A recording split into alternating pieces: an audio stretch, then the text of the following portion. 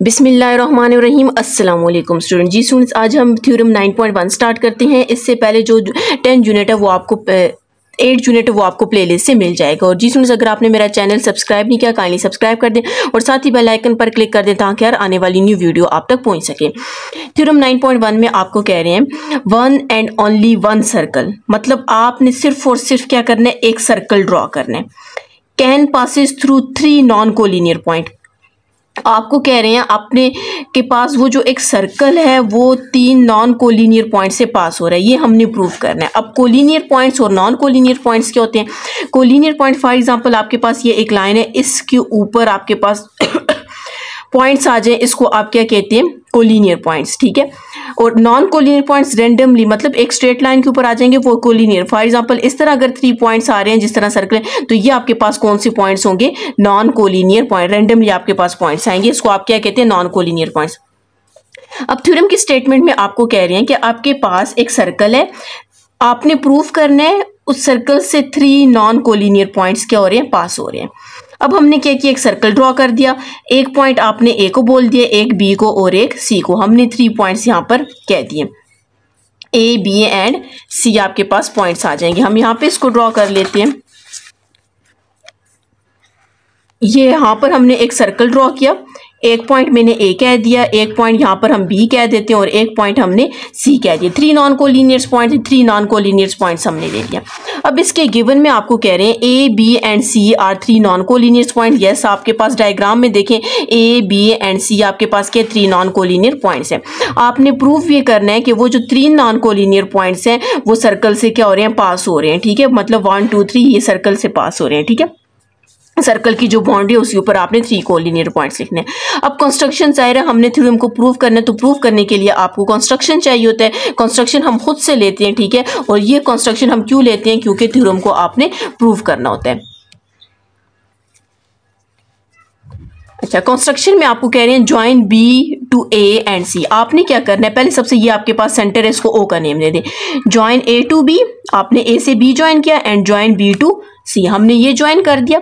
Draw perpendicular bisector X D and Y E. अब फिर आपको कह रहे हैं कि आपने ए बी और बी सी के ऊपर परपेंडिकुलर बाइसेक्टर ड्रॉ करना है। परपेंडिकुलर बाइसेक्टर किसको बोलते हैं? फॉर एग्जांपल ये एक लाइन है, इस लाइन को आप इस तरह कंपस अगर आप रखें तो इधर भी आप आर्स गए, इधर भी तो ज्वाइन कर दे, तो ये आपके पास परपेंडिकुलर बाइसेक्टर आ जाता है। इसी तरह आपको कह रहे हैं ए बी और बी सी के ऊपर परपेंडिकुलर बाइसेक्टर ड्रॉ करना है, जिसको हमने किसका नेम देना है? एक्स डी और वाई ई का। अब ए बी के ऊपर अगर आप रखें, इधर भी आर्क लगानी नहीं है, लेकिन अगर आप लगाएं तो ये आपके पास तकरीबन इस तरह का इसका परपेंडिकुलर बाइसेक्टर ड्रॉ हो जाएगा। आप बाहर भी लेकर जाना चाहते हैं, लाइन लेकर जा सकते हैं। ये एक परपेंडिकुलर बाइसेक्टर ये हमने किसके ऊपर बनाया? ए बी के ऊपर। अब बी सी के ऊपर परपेंडिकुलर बाइसेक्टर बनाना है, आपने सेंटर से पास करना है, और ये आपके पास क्या आ जाएगा? बी सी के ऊपर एक परपेंडिकुलर बाइसेक्टर आ जाएगा, ठीक है। ये आपके पास परपेंडिकुलर बाइसेक्टर आ गए रिस्पेक्टिवली विच इंटरसेक्ट एट ओ। वो आपको कह रहे हैं कि वो जो परपेंडिकुलर बाइसेक्टर है वो कौन से पॉइंट पे इंटरसेक्ट कर रहा है? ओ पॉइंट पे। हम इसको नेम दे देते हैं, इसको आप वाई का नेम दे दें, इसको आप एक्स का, यहाँ पर आप डी का नेम दे दें और यहाँ पर आपने ई का नेम दे देना। फिर आपको कह रहे हैं join O to A B and C. O को आपने ए बी और सी तक ज्वाइन करना है, ठीक है। आप ओ को ए तक ज्वाइन कर दें, ओ को बी तक ज्वाइन कर दें और ओ को सी तक ज्वाइन कर दें। ये आपके पास सारा क्या आ जाएगा? कंस्ट्रक्शन आ जाएगा। फिर से हम लोग देख लेते हैं ज्वाइन आपने क्या करना है जी। अब हम लोगों के पास यहाँ पर स्टेटमेंट भी हो गई है, डायग्राम भी गिवन, प्रूफ और कंस्ट्रक्शन हो गया। अब हम क्या करते हैं, इसका प्रूफ स्टार्ट करते हैं जी। सबसे पहले प्रूफ स्टार्ट करने के लिए हमें जाहिर है इस पूरी डायग्राम में से हमने ट्रायंगल्स ढूंढने, ठीक है। यहाँ पर आप देखें 1 2 3 4 आपके पास ट्रायंगल्स हैं। सबसे पहले हम क्या करते हैं, ये वाले 2 ट्रायंगल्स ले लेते हैं। आपने लिखना है इन ट्रायंगल ओ ए डी लिख सकते हैं, ए डी ओ डी ए, आप कुछ भी लिख सकते हैं, ठीक है। ओ ए डी कोरिस्पॉन्ड ट्रायंगल, और दूसरा इसके साथ एक ये ट्रायंगल है और दूसरा आपके पास ये ट्रायंगल है, तो ओ डी बी, आपके पास 2 ट्रायंगल्स आ गया। अब हम इन दोनों ट्रायंगल्स में प्रूफ करेंगे कि कोई भी, आपको ये पता होना चाहिए 9th क्लास में हम लोग पढ़ चुके हैं कि दो ट्रायंगल्स को प्रूव करने के लिए टोटल 6 कंडीशन होती है।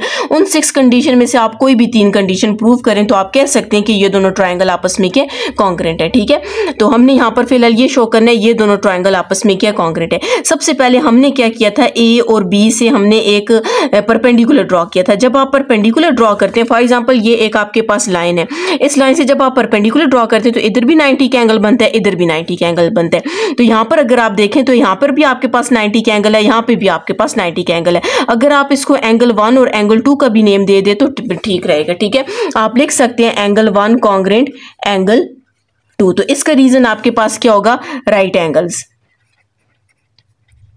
अगर आप अपनी बुक के लिहाज से देखेंगे तो वहां पर आपको लिखा हुआ आएगा कि एंगल ओ डी ए, आप यूं भी लिख सकते हैं angle O D A congruent angle O D B. जो मिड पे होते हैं उसके ऊपर एंगल बन रहे होते हैं और इसके ऊपर डी के ऊपर कितने के एंगल बन रहे हैं, 90 का। आप ये भी लिख सकते हैं, नहीं तो सिंपल करने के लिए आप एंगल 1 और एंगल 2 का इसको नेम दे दें। आप कह सकते हैं एंगल 1 कॉन्ग्रेंट एंगल 2 कॉन्ग्रेंट है।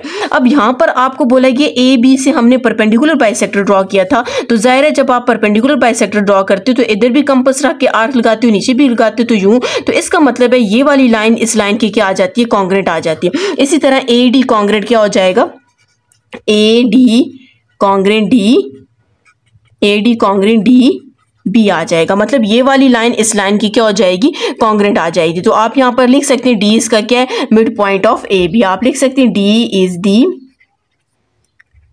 Mid point of A B का मिड पॉइंट है, तो जाहिर है अगर ये मिड पॉइंट है तो यहां से लेकर यहां तक और यहां से लेकर यहां तक क्या आ जाएगा, कॉन्ग्रेंट आ जाएगा।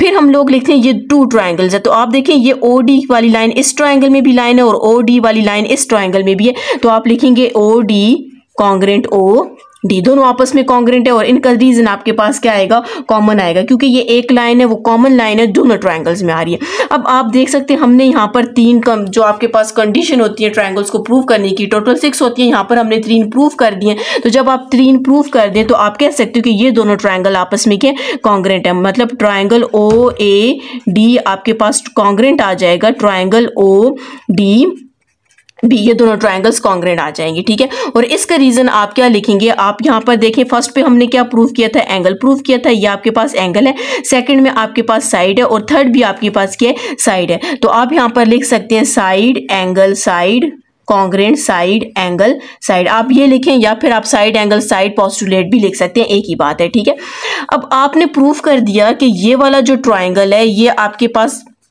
ये वाला ट्रायंगल इस ट्रायंगल की क्या कॉन्ग्रेंट है। ठीक है, हमने प्रूव किया।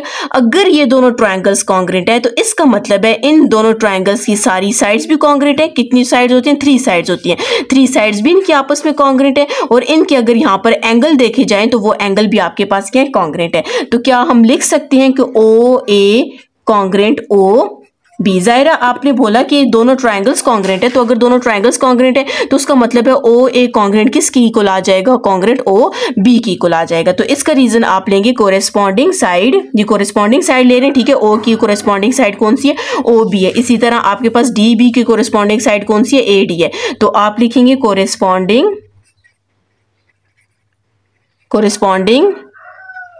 Side of congruent triangles. ठीक है, यहां पर हमने लिख लिया corresponding side of congruent triangle. इसको आप कह सकते हो इक्वेशन 1 कह दें। अभी हमने यहां पर 2 ट्रायंगल्स लिए, ये 2 ट्रायंगल्स लिए। अब हम क्या करते हैं, ये वाला ट्रायंगल और ये वाला ट्रायंगल ले लेते हैं। In triangle O B E correspond triangle O E C, हमने ये वाला और ये वाला ट्रायंगल 2 ट्रायंगल्स ले लिए। अब इसको भी प्रूव करने के लिए हम टोटल 3 कंडीशन इस पे प्रूव करेंगे और अगर वो प्रूव हो जाती हैं तो हम कह सकते हैं ये दोनों ट्रायंगल्स भी आपस में क्या कॉन्ग्रेंट है। सबसे पहले हम यही करते हैं, क्योंकि बी सी को भी हमने इसका परपेंडिकुलर बाइसेक्टर ड्रॉ किया था कंस्ट्रक्शन में, तो इसका मतलब है ओ ई और बी सी आपस में परपेंडिकुलर, तो यहाँ पर आपके पास 90 का एंगल बन रहा है। आप इसको 3 को और 4 का एंगल का नेम दे दें, तो आप लिखेंगे एंगल 3 कॉन्ग्रेंट एंगल 4। तो नहीं तो आप ऐसा भी लिख सकते हो angle O E B congruent O E C, आप ये भी लिख सकते हैं। ठीक है, तो इसका रीजन आपके पास क्या आ जाएगा, राइट एंगल। ठीक है, राइट एंगल मतलब 90 का एंगल यहाँ पर आपके पास बन रहा है, राइट एंगल 90 के एंगल को कहते हैं।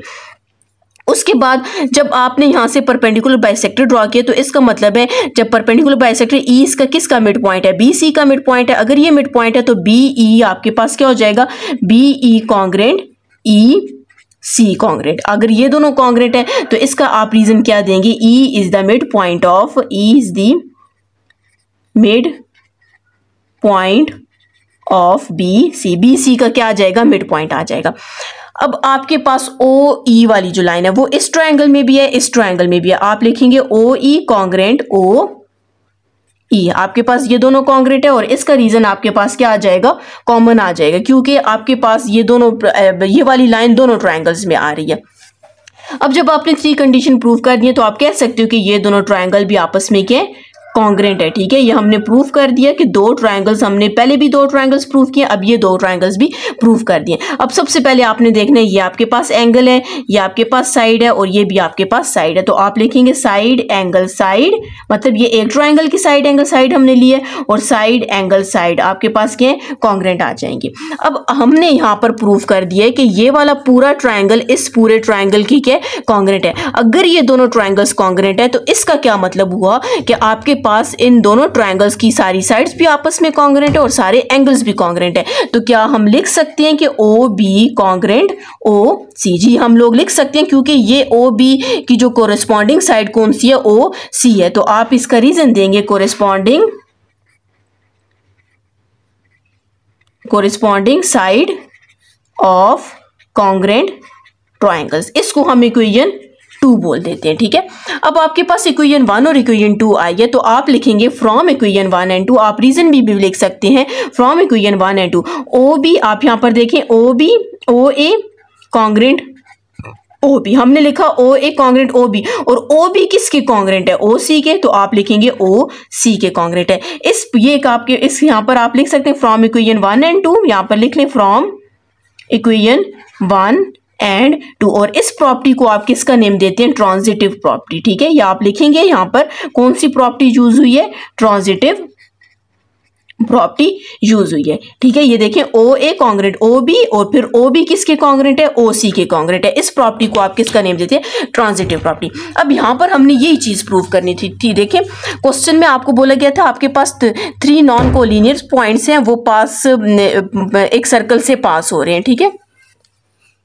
तो यहां पर आपके पास क्या आ जाएगा, ओ ए कॉन्ग्रेंट ओ बी और कॉन्ग्रेंट ओ सी। इसका मतलब है कि ये सारे जो लाइंस है ये आपस में कॉन्ग्रेंट है, तो इसका मतलब है कि सिर्फ एक आपके पास सर्कल है, उससे 3 नॉन कोलिनियर पॉइंट्स क्या हो रहे हैं, पास हो रहे हैं। एंड पे आप लोग लिखेंगे, आपकी अगर बुक में देखें तो काफी बड़ी स्टेटमेंट लिखी हुई, तो एंड पे आप लिख सकते हैं सो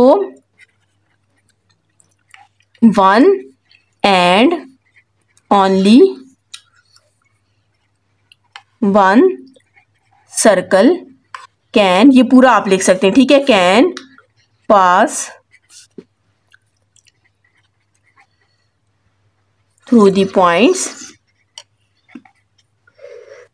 ए बी सी, तो ये आपके पास थ्योरम क्या हो जाएगा, प्रूव हो जाएगा। ठीक है, क्वेश्चन में यही आपको कहा गया था कि आपने प्रूव करना है कि 1 and only 1 circle can passes through the 3 non collinear point. तो हमने प्रूव कर दिया ये जो 3 नॉन कोलिनियर पॉइंट्स है वो सर्कल के अंदर से ही पास हो रही है। ठीक है, वैसे अगर आप देखा जाए तो ये आपके पास ओ ए रेडियस है, ओ बी रेडियस है, ओ सी भी रेडियस है, तो जाहिर है अब एक सर्कल के रेडियस सारों के इक्वल होंगे, तो जाहिर है फिर वो आपके पास सर्कल के अंदर से ही पास हो रही है। फॉर एग्जाम्पल अगर ये पॉइंट बी यहाँ पर होता तो फिर अगर आप प्रूव करते ओ बी प्रूव ओ, तो ये बाहर वाली लाइन तो आप पॉइंट को प्रूव कर ही नहीं सकते। तो इसका मतलब है ये जो 3 पॉइंट है ये सर्कल की बाउंड्री के ऊपर ही है।